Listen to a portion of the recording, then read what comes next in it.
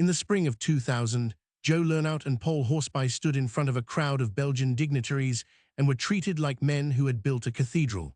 Their company, Lernout and Horsby Speech Products, had just crossed a $10 billion market capitalization. Microsoft was a partner. Intel had invested. Goldman Sachs had underwritten their stock. Two men from Flanders, from a small industrial city called Ypres, a place most of the world only knows as a graveyard from the First World War, had apparently built the most valuable technology company Europe had ever produced. Belgium had its champion. The country threw a party. 8 months later, there was nothing left.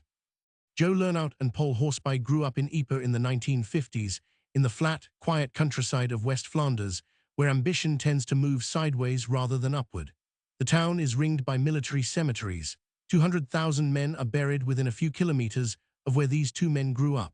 There is something about that landscape, about proximity to that scale of catastrophic loss, that perhaps makes certain kinds of dreaming feel urgent. Or perhaps it just makes dreamers feel they have something to prove. They met through mutual networks in the Flemish business community and discovered a shared obsession: speech. The idea that a machine could hear a human voice and understand it, could transcribe it, translate it, respond to it, struck them both as the pivot point of the entire computing industry. They weren't wrong about that. It was 1987 when they formally founded the company. The technology was primitive, the market was almost non-existent, and they were operating out of Belgium, which is not, to put it gently, the traditional launchpad for global technology empires. What they had more than technical brilliance was the ability to make believers. Lernout was the evangelist, tall, intense, capable of describing the future of human-machine communication in a way that made venture capitalists feel like they were glimpsing something genuinely new.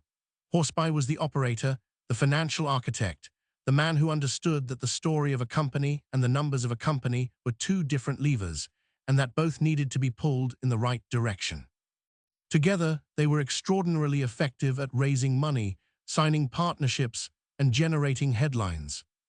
Through the early 1990s, they built real technology, genuinely real. They acquired companies. They licensed intellectual property. They hired linguists and engineers. By the mid-1990s, they had positioned themselves at the center of a field, speech recognition, language processing, machine translation, that was beginning to heat up fast. And then, in 1997, they made the acquisition that should have been their masterpiece. They bought Dragon Systems for $580 million in stock. Dragon made a product called Naturally Speaking, software that could transcribe continuous human speech in real time at levels of accuracy that had never been achieved commercially. It was the genuine article. It worked. Millions of people would eventually use it, doctors dictating notes, lawyers drafting briefs, writers who'd rather talk than type. Dragon Naturally Speaking would go on, under other ownership, to become a durable product that still exists. When Lernout and Horsby bought Dragon, they owned the most significant speech recognition technology in the world. They had a real business, they had real technology, and then they decided to fabricate the rest. At peak valuation, Lernout and Horsby's market capitalization touched $10 billion, making both founders paper billionaires several times over. The stock price had risen something close to 800% in roughly 3 years. On the Nasdaq, L&H was being compared to Microsoft in its early years, to Intel before the microprocessor became ubiquitous. Analysts called it a once-in-a-decade company. Institutional investors piled in. Retail investors in Belgium, school teachers, farmers, retirees bought shares because the men on the television said this was the Belgian miracle, and who were they to doubt it? The wealth was intoxicating in ways that were visible and ways that were invisible. What's documented is the scale of the ambition it seemed to authorize. Lernout and Horsby began behaving like men who had already won, announcing partnerships, projecting revenues, describing a company that was growing at rates that should have required a great deal more explanation than they ever provided. They opened offices across Asia. They announced major deals in South Korea, in Japan. They talked about the coming dominance of voice-driven computing in a way that was not wrong. Exactly, voice interfaces did eventually become dominant, but was decades ahead of any market reality that could have generated the revenue figures they were reporting. And the revenue figures were extraordinary.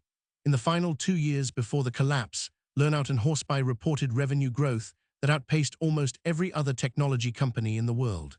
Quarter after quarter, the numbers went up, sharply, improbably, in defiance of anything the analysts who were actually paying attention could verify from the outside. In 1999 alone, they reported revenues of approximately $350 million. A significant portion of that number, investigators would later establish, came from companies that did not meaningfully exist. The mechanism, reconstructed in detail after the collapse, worked roughly like this. Learnout and Horsebuy established a network of shell companies, primarily in Singapore and Bangladesh, jurisdictions chosen, it appears, for their distance from Belgian and American regulatory scrutiny. These entities were capitalized by funds that, in some cases, traced back to Learnout and Horsebuy itself. They would then license L&H's technology back to L&H, generating what appeared on the books as legitimate revenue. Money left through one door and came back through another, wearing a different coat and carrying forged invoices. Approximately 70 to 80% of reported revenues in certain reporting periods were, according to prosecutors, essentially a closed loop. The Wall Street Journal began pulling the thread in the summer of 2000.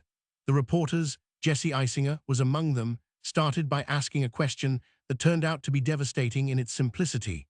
If Learnout and Horsebuy had done so many large deals in South Korea, why couldn't anyone in South Korea verify that the customers existed? They sent correspondence. They checked business registries.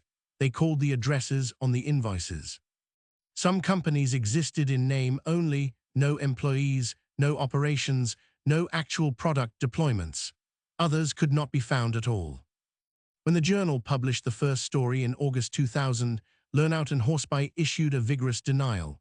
The stock fell sharply and then partially recovered, because there is a period in every exposure of this kind where the market wants to believe it has been misinformed about the fraud rather than about the company.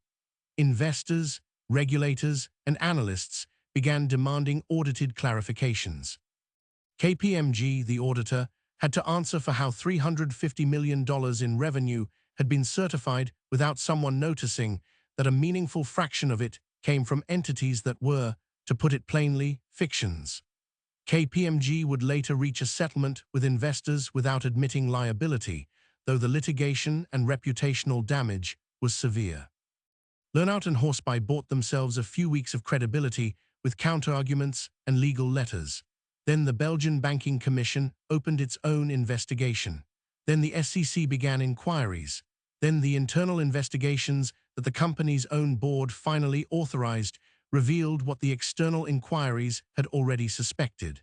In October 2000, the company filed for bankruptcy protection in Belgium. It sought Chapter 11 protection in the United States shortly after. The stock, which had traded above $60 per share at its peak, fell to approximately 70 cents. A company that had been worth $10 billion was worth, in practical terms, almost nothing. The Dragon acquisition, the crown jewel, the only part of the empire that was genuinely, irreducibly real, was stripped out in bankruptcy proceedings and eventually sold to Scansoft for roughly $37 million. $30.7 million. The company had been acquired for $580 million in stock at a moment when that stock was being inflated by fraud. The families of Dragon's founders, Janet Baker and James Baker, who had built Dragon Systems over more than a decade into something that actually worked, received almost nothing because they had taken L&H stock rather than cash in the acquisition. They sued. The case dragged on for years. They eventually received a settlement, but not the hundreds of millions of dollars their company had been worth when they sold it. Their real technology was consumed by a fraud they had nothing to do with. That is perhaps the sharpest edge of this story. The damage did not fall primarily on the men who constructed the fiction. It fell on scientists who built real things, on retail investors in Belgium who trusted a national narrative, on employees who had staked careers on what they believed was a genuine company. Thousands of people lost jobs. Pension funds took losses. The Belgian stock market took a reputational hit that took years to recover from. In 2010, after years of legal proceedings, Joe Lernout and Paul Horsby were convicted of fraud and market manipulation by a Belgian court. Both men received prison sentences, though the terms were reduced on appeal and were ultimately served, by most accounts, only partially in conditions of actual incarceration. The Belgian judicial system's treatment of the case was criticized by some observers as lenient relative to the scale of the damage. There were other convictions, executives, associates, but the founders remained the central figures. What became of them afterward is, in the way of many white-collar fraud cases in Europe, somewhat opaque. Neither man returned to public prominence. Horsby has, by most accounts, lived a quiet life in Flanders. Lernout made occasional attempts at business ventures in subsequent years, though none attracted serious attention. The Belgium that had celebrated them was done. The cathedrals don't get rebuilt. The auditors have drawn perhaps the most enduring scrutiny from this story's long tail. How does a company fabricate 70 to 80% of its revenue across multiple fiscal years and receive clean audit opinions? The answer is partly jurisdictional. The shell companies were structured in places where verification required effort that the audit engagement apparently didn't budget for, and partly a function of the extraordinary pressure that exists in any hot market not to be the person who kills the dream. KPMG's involvement generated regulatory consequences and civil settlements. It became, alongside Arthur Andersen's role in Enron, which collapsed just months later in 2001, part of a broader reckoning about what auditing actually meant and what it was actually worth. That parallel with Enron is worth sitting with. Enron filed for bankruptcy in December 2001. Lernout and Horsby collapsed in October 2000. They are the same story, told 15 months apart on opposite sides of the Atlantic, the same shell companies, the same fabricated revenues, the same auditors signing off on things they could not have verified, the same spectacular destruction of value that had been conjured from nothing. The difference is that Enron became the symbol of an era. Lernout and Horsby became a footnote. Perhaps the reason is simply geography. Belgian corporate fraud does not generate American television movies. There was no Jeffrey Skilling who became a figure of cultural fascination. There was no Bethany McLean writing a book that would eventually be turned into a documentary that millions of people watched. There was just two men from Ypres, a company that disappeared, and the patients and lawyers and writers who eventually got Dragon Naturally Speaking back, under new ownership, lighter and simpler, and finally free of the fiction that had been wrapped around it. There is something almost tragic in the specific shape of what Lernout and Horsby destroyed. They had something real. Not everything, not the revenues, not the partnerships, not half the numbers in the filings, but the core of it, the part that would eventually matter, was genuine. Naturally Speaking worked. The underlying conviction that speech recognition was the future of computing was correct. They were not wrong about the destination. They simply could not tolerate the pace of the journey. That impatience, that decision to manufacture what the market wasn't yet willing to pay for organically, is the actual inflection point. Not a single dramatic meeting, not one document signed on one afternoon, but a slow, incremental choice to let the fiction grow until it outweighed everything real. Every quarter, the fabricated revenue had to be a little larger to sustain the stock price, which had to sustain the partnerships, which had to sustain the national story, which had to sustain the men at the center of it, who had become their own myth. The tulip is the right metaphor for this, and it isn't even a metaphor, it's geography. Belgium and the Netherlands share not just a border, but a history of speculative eruption, of markets that briefly make believers out of everyone before collapsing back to what the underlying thing was actually worth. Tulips in the 17th century, speech recognition in the 20th. The flower itself was always beautiful. The price was always the problem. What remains is the technology, which works. What remains are the cemeteries in Ypres, which were there before any of this and will be there long after. What remains is a question that doesn't get easier. How many things that are genuinely real get consumed by the stories built around them, and how many of those stories do we ourselves choose to believe because we need a miracle more than we need the truth? That question has no clean answer, but it's probably worth asking, especially the next time someone shows you a number that's growing faster then anything has a right to grow.